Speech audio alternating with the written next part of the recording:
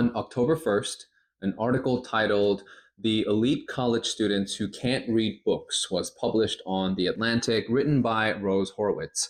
And in it, she talks about how college students in English lit classes, even the ones at elite institutions like Columbia, are unable to finish whole texts from cover to cover, paired with some evidence provided by teachers and professors who consider this inability for kids to engage in full-length text as a problem. It laments how professors and teachers are now resorting to assigning excerpts or short passages from books because kids cannot get through an entire book. And I just can't fathom what the intention of this article was. First, because this is yet another typical alarmist article about how people aren't reading and how reading must be saved as if it's a helpless child being left in the dark. But also, if this was intended to be a genuine warning on how people are now more and more unable to read from cover to cover, this is the wrong approach. The article cites how in 1976, about 40% of high school seniors said they had read at least 6 books for fun in the previous year. By 2022, that number dropped to around 11.5%, while seniors who haven't read any books increased to 40%. But what has changed since 1976? That there are just far more fun and engaging things to do other than reading as of 2022. There's YouTube, TikTok, video games, streaming services, audiobooks, podcasts, all sorts of entertainment is now available at their fingertips. So really, in my opinion, the fact that 1 out of 10 kids still read for fun at least 6 books as of 2022 is a testament to the strength of reading's ability to engage people. Yet, time and time again, people who criticize how people are reading less in favor of apps, they have nothing but this alarmist rhetoric and have no other suggestion than saying reading is important and beneficial.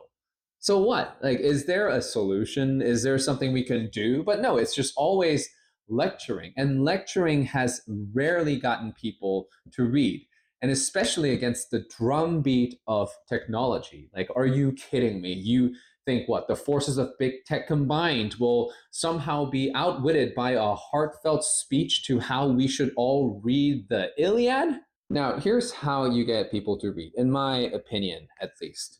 When I was 9, StarCraft was all the rage in Korea among everyone. Almost every single boy in my school played StarCraft. We'd crowd into PCbangs and play against each other every day. Kids were skipping hagwon in secret. And then there was this book series that got released in Korea. And I remember my friends I used to go to PCbang with would not come out because they were reading. So naturally, I also did. And while reading that book series, I didn't touch a single SCV because Karen was my jam. That series was Harry Potter. I remember in the newspaper ads how it was advertised as the book that got kids back into reading. That's how you get people back into reading, with books that even the most video game addicted kids want to read and finish reading. Yet, the article takes a jab at how one professor said that the Percy Jackson series seems to be the popular among first years now in university instead of Wuthering Heights or Jane Eyre, implying that this is somehow a problem. And this veiled insult at Percy Jackson really irritates me because any reading is reading. And as long as it is serving a purpose in their life, entertainment or intellectual stimulation, it is justified as reading. And this is where I'd like to offer the argument that the way reading is intellectualized is the problem. It's what keeps people away from reading. Let's talk about the high school literature experience. Even before schools stopped requiring students to read an entire book, as the article asserts, the high school literature experience was generally just a miserable affair because I think it's absolutely insane to give The Great Gatsby to 14-year-olds and then have them analyze it when the teacher already has the right answers about the interpretations for the grading rubric. So I'd like to suggest that the way reading is approached at school often is overly intellectual and is overly judgmental. As in, if you didn't understand what the green light meant in The Great Gatsby, you get a C minus. And that is a horrible impression to leave on kids, that this is what reading fiction is. Not only does it sap their motivation and curiosity, but it begins to form this lasting belief that reading is not fun, or worse, that they don't understand novels and they'll just stay away from it forever.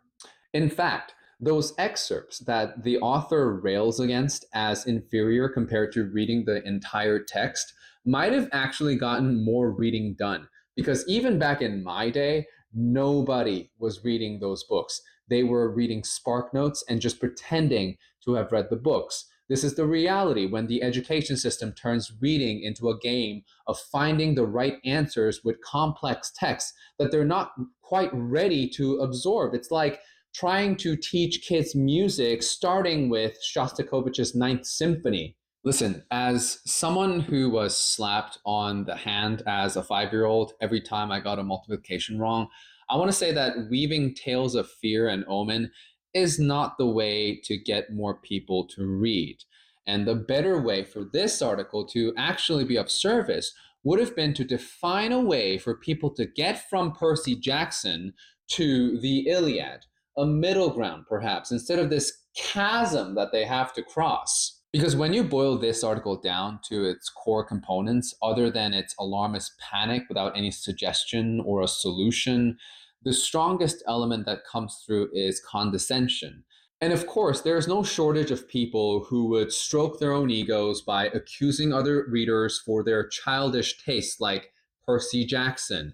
So, if that was the point of the article, then that the article has achieved. But here's the thing, maybe, and I'm spitballing here, the fact that these classics that we consider as the literary canon, that they are now becoming decentered in high school literature classes and with added flexibility for excerpts instead of cover to cover text, that could actually be a good thing. Because I've long believed that the reason why many people hate reading as adults is because the reading experience in school is generally miserable and discouraging.